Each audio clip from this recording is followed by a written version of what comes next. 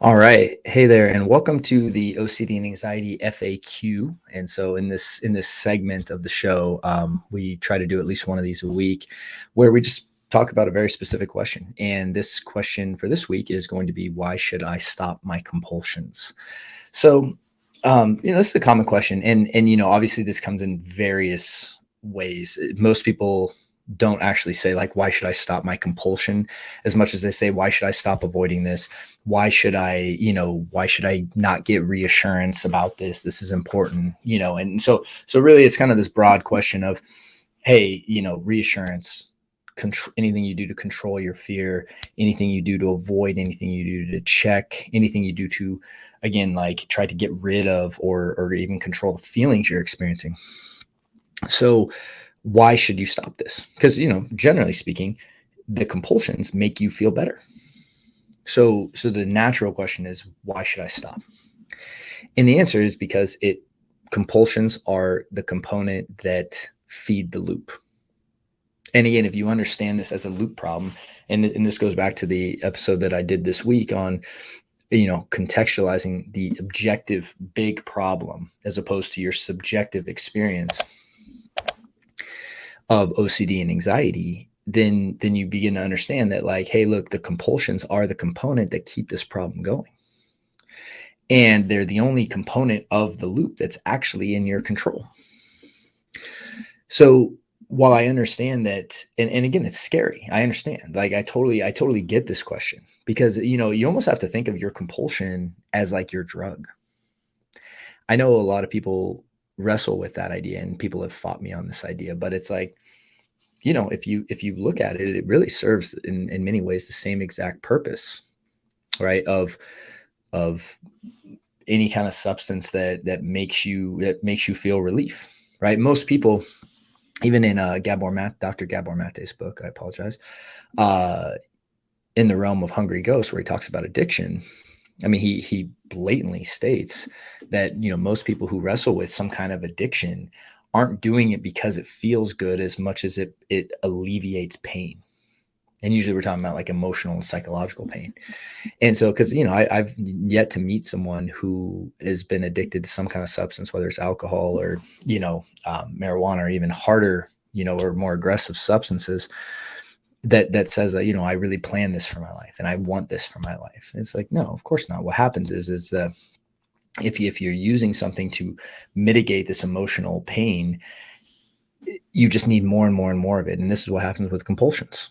What starts as a quick wash turns into washing for 5 minutes, washing for 10 minutes, 30 minutes, 2 hours, 3-hour showers, where people are using full bottles of soap in one shower, full bottles of shampoo.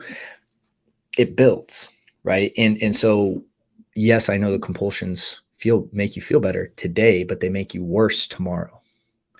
And what this is about when you stop your compulsions and you really you make that your primary focus of your journey, you're going to feel worse today. You are.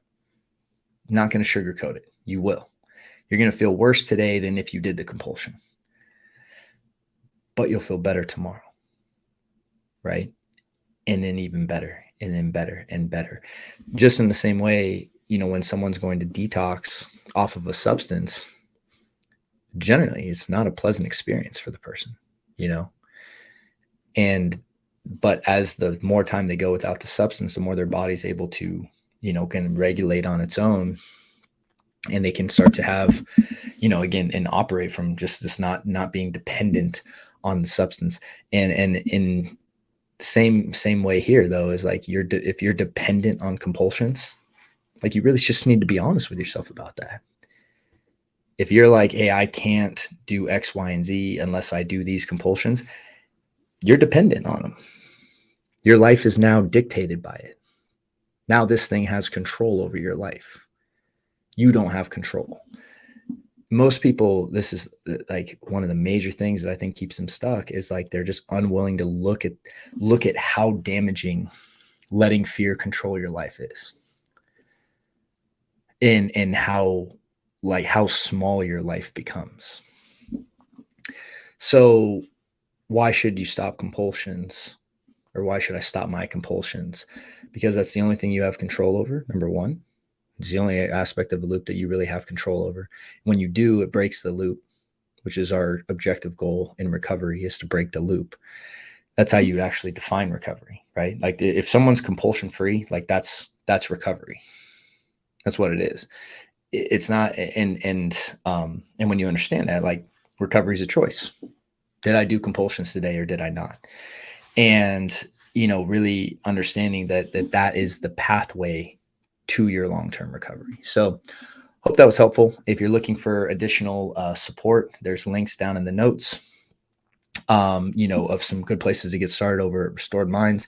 Again, for those of you that don't know me, my name is Matt Cotty, and I'm a licensed clinical social worker and the founder of Restored Minds and the creator of AAA Response.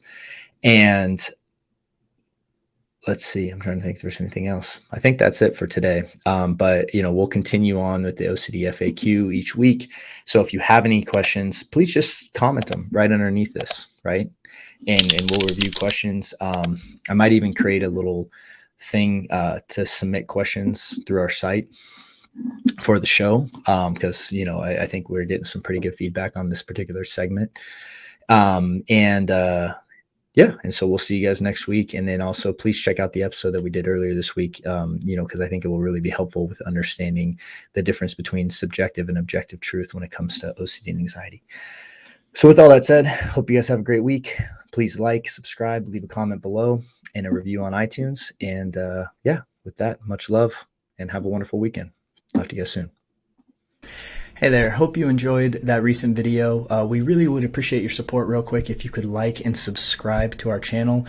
And if you're looking for help with OCD and anxiety, please check out the links below or visit restoredminds.com, as we'd be happy to help you on your journey. Thanks so much.